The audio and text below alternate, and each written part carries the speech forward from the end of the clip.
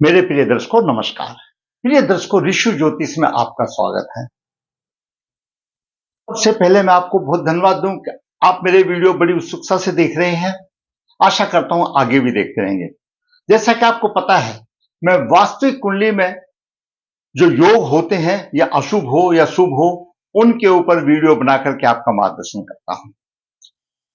मैं हमेशा कहता हूं, आपको मेरा वीडियो अच्छा लगता है तो लाइक कीजिए, खराब लगता है तो डिसलाइक कीजिए, और आपके कमेंट्स मेरे ज्ञान की वृद्धि में सहायक होंगे। जैसा भी आपको लगता है, आप दो शब्द कमेंट्स में छोड़ दीजिए। दर्शकों, आज हम बहुत ही महत्वपूर्ण एक दो योगों पर बात करेंगे जो कि सूर्य से जनित हैं। लेकिन हमारे पास जातक का प्रश्न आया कि गुरुजी, मेरी कुंडली में बहुत अच्छे राजयोग है लेकिन मुझे फल नहीं मिल रहा है। बाद में विचार करेंगे उसको क्यों नहीं मिल रहा। पहले ऐसे योगों पर विचार करते हैं जो सूर्य के जनित द्वारा मिलते हैं। तो सूर्य भी जहां पर बैठता है वो भी एक लगन है। वैदिक ज्योतिष में तीनों लगन को महत्व दिया गया है: लगन, चंद्रमा लगन और सूर्य लगन। तो सूर्य जहां पर बैठता है वो भी अपने आप में लगन है, चंद्रमा जहां बैठता है वो भी चंद्र लगन है, और लगन जिस समय जातक पैदा हुआ, पूर्व छिदस में जो राशि आई वो एक लगन की बात बनी, वो प्रथम भाव माना गया। अब आपके सूर्य से दूसरे भाव में और सूर्य से द्वादश भाव में कौन सा ग्रह है उसके ऊपर विचार करेंगे, और सूर्य जिस राशि में है उस राशि स्वामी की क्या स्थिति है वो भी विचार करेंगे। तो इसमें मुख्य दो विचार करेंगे: सूर्य से द्वितीय भाव में क्या ग्रह है और सूर्य से द्वादश भाव में क्या ग्रह है। मान लो सूर्य आपका लगन में है तो दूसरे भाव में क्या ग्रह होगा या द्वादश भाव में क्या ग्रह होगा। आप अपनी कुंडली निकाल लीजिए और देखिए आपकी क्या स्थिति है। तो क्योंकि सूर्य भी अपने आप में योग बनाता है, मैंने यहां पर सूर्य को दसम भाव में दिखाया है, क्योंकि जो संबंधित कुंडली है उसमें दसम भाव में है, ताकि आपको समझने के लिए आसानी होगी। सूर्य से द्वितीय भाव में गुरु है और सूर्य से द्वादश भाव में शुक्र है, और सूर्य वृश्चिक राशि में है और वृश्चिक राशि का स्वामी मंगल यहां पर सप्तम भाव में है। तो ये चार ग्रहों का एक कमाल है। देखो दर्शकों, सूर्य क्या बनाता है? जब सूर्य से द्वितीय भाव में कोई भी ग्रह हो, सूर्य से द्वितीय भाव में कोई भी ग्रह हो, चंद्रमा को मान नहीं है, राहु केतु को मान नहीं है, बाकी पांच ग्रह बच गए। कौन से? बुध, शुक्र, गुरु, शनि, मंगल आदि। सूर्य से द्वितीय भाव में कोई ग्रह हो तो वो वेशी होता है, उसको वेशी योग कहते हैं। और सूर्य से द्वादश भाव में कोई ग्रह हो तो वह वोशी होता है। अब इसमें शुभ ग्रह है तो शुभ प्रभाव देगा, अशुभ ग्रह है तो अशुभ प्रभाव देगा। मैं आपको थोड़ा सा बता देता हूं। वेशी योग में अगर सूर्य से द्वितीय भाव में गुरु है, आपकी कुंडली निकाल के देख लिए, जहां सूर्य बैठा उससे द्वितीय भाव में गुरु है, तो ऐसा जातक धैर्यवान होगा, सत्यवादी होगा, बुद्धिमान होगा। अगर शुक्र है द्वितीय भाव में तो लोक में विख्यात होगा, गुणवान होगा, श्रेष्ठ पुरुष होगा। और अगर बुध है द्वितीय भाव में तो प्रियवादी, अच्छा होगा, सुंदर बोलने वाला होगा, परंतु दूसरों का उपकार करने वाला होगा। अगर सूर्य से द्वितीय भाव में मंगल है तो वाहन चलाने में कुशल होगा और युद्ध में विजयी होगा। और सूर्य से द्वितीय भाव में शनि है तो वनिज कला में कुशल होगा, दूसरों का धन अपहरण करने में तेज होगा और गुरुजनों का द्वेषी होगा, ऐसा बताया गया। अब सूर्य से द्वादश भाव में, उसको वोशी योग बोलते हैं। सूर्य से द्वादश भाव में, अगर सूर्य से द्वादश भाव में गुरु हो तो धन का संचय करने वाला होगा। क्यों? गुरु एक धन का कारक है। और शुक्र हो तो धनवान बनाएगा, लेकिन थोड़ा सा डरपोक होगा, कामी पुरुष भी होगा और वो पराधीन जैसा होगा। अगर यह बुध हो तो कोमल स्वभाव होगा, विनम्र होगा, लेकिन दरिद्र होगा और आलोचना का पात्र होगा। बुध का प्रभाव होगा सूर्य से द्वितीय भाव में। और शनि हो तो दयालु तो होगा, परंतु थोड़ा सा चरित्र उसका कमजोर हो सकता है। तो मैंने आपको सूर्य से द्वादश और सूर्य से द्वितीय और सूर्य से द्वादश ग्रहों का प्रभाव बताया। लेकिन अगर सूर्य के दोनों तरफ ग्रह हो, उसको कहते हैं उभयचरी योग। उभयचरी योग में दोनों तरफ पाप ग्रह होंगे तो पाप उभयचरी होगा, और शुभ होंगे तो शुभ उभयचरी होगा। अगर पाप उभयचरी में हमेशा रोगग्रस्त रहेगा और दरिद्र होगा और बंधक जैसा कामल है। लेकिन शुभ होगा, अगर सूर्य के दोनों तरफ शुभ ग्रह होंगे तो शुभ उभयचरी योग होगा।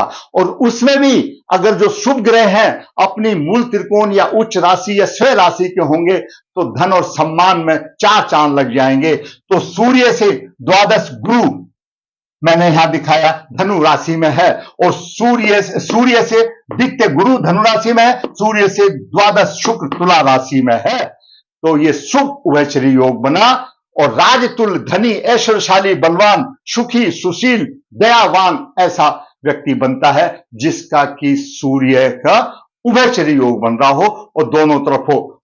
शुक्र तुला राशि में है, अपनी राशि में है, स्वयं लक्ष्मी स्वरूप है, और यहां पर भी धन है। जैसा मैंने आपको पहले बताया, मैंने यहां पर उदाहरण कुंडली में इसी स्थान पर डाल के बताया।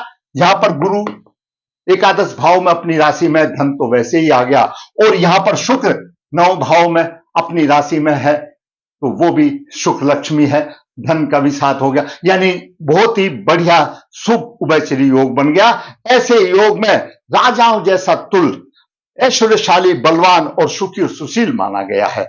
दूसरा मैंने एक और बताया था कि सूर्य जिस राशि में हो या चंद्रमा जिस राशि में हो या लगन, उनका प्रभाव लग्नेश पर हो। जैसे मान लिया यहां पर कुंभ राशि लिखी हुई है, अगर कुंभ राशि में लगन बना शनि का प्रभाव लगन पर हो तो भी वह सम्मानित होगा, धनी होगा। मान लिया चंद्रमा यहां पर है या किसी दूसरी जगह पर है, तो चंद्र राशि का जो स्वामी है वो भी चंद्रमा को अगर देखे तो ही बलवान होगा, मतलब वो लगन बलवान हो जाता है। इसी तरह से सूर्य वृश्चिक राशि में है और वृश्चिक राशि का स्वामी मंगल है, और मंगल की चतुर्दशी सूर्य को देख रही है। सेनापति बहुत ही सम्मान कारक, धन की कोई कमी नहीं, चार चांद लग जाते हैं।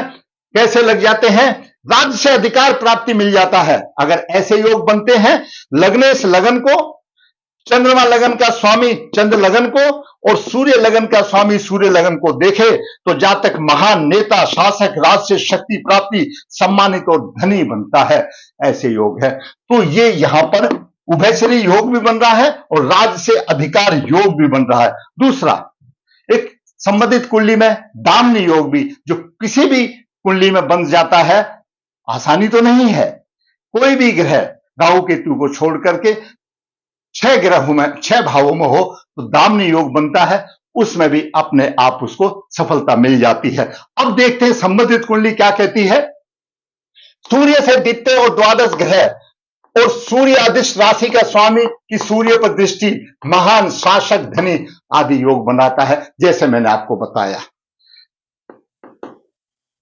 कुंभ लगन में वैसे ही गुरु 2 भावों का स्वामी है, एकादश का और द्वितीय भाव का स्वामी, और गुरु एकादश भाव में है। धन की कोई कमी नहीं, ऐश और आराम, मोटर गाड़ी सभी कुछ हो गया जब धन का स्वामी एकादश भाव में आ जाता है और अपनी राशि में है, और सूर्य से द्वितीय भाव में है, अपने आप बन गया। संबंधित कुंडली में 9वें भाव में शुक्र है, सूर्य से द्वादश है, जहां पर जैसा मैंने पहले बताया कि राजा तुल जैसा बनाएगा, भाग्य साथ देगा। क्यों? भाग्य है।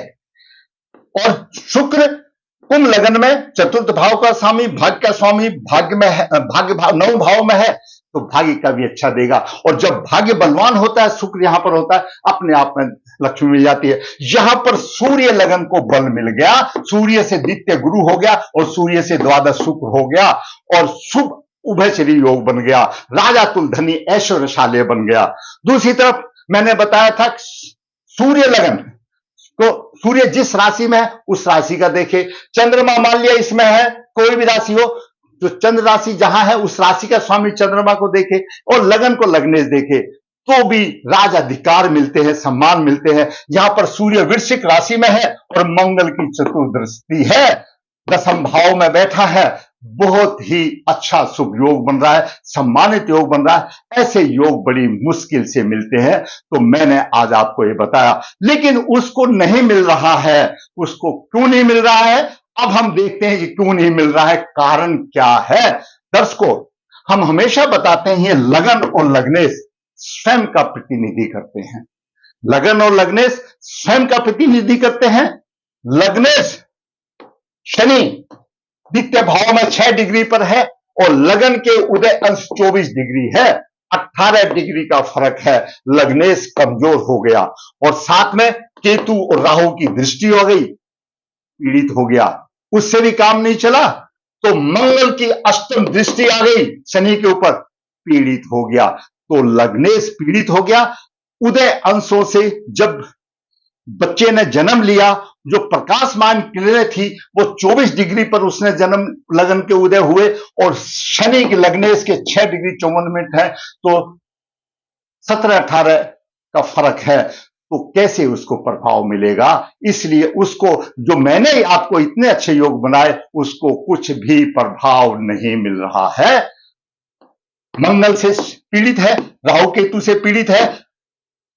अब इस प्रभाव, और सूर्य की महादशा चल रही है, अच्छी दशा चल रही है, बाकी ठीक है, वैनाशिक नक्षत्र भी नहीं है, कुछ भी नहीं है। लेकिन दाम्य योग देखिए, 1 2 3 4 5 6 भागों में दाम्य योग है।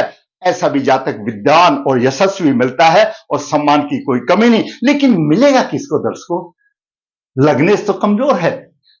कुंडली के जो ग्रहों का जो प्रभाव है वो लग्नेश को मिलेगा, लग्नेश तो कमजोर है, उसको कहा होंगे। कमजोर हुआ तो हुआ क्यों, उन दोषों का निवारण करना पड़ेगा, उन दोषों का प्रायश्चित करना पड़ेगा, और करने के बाद भाग्येश अपने आप में बलवान है, बलवान है।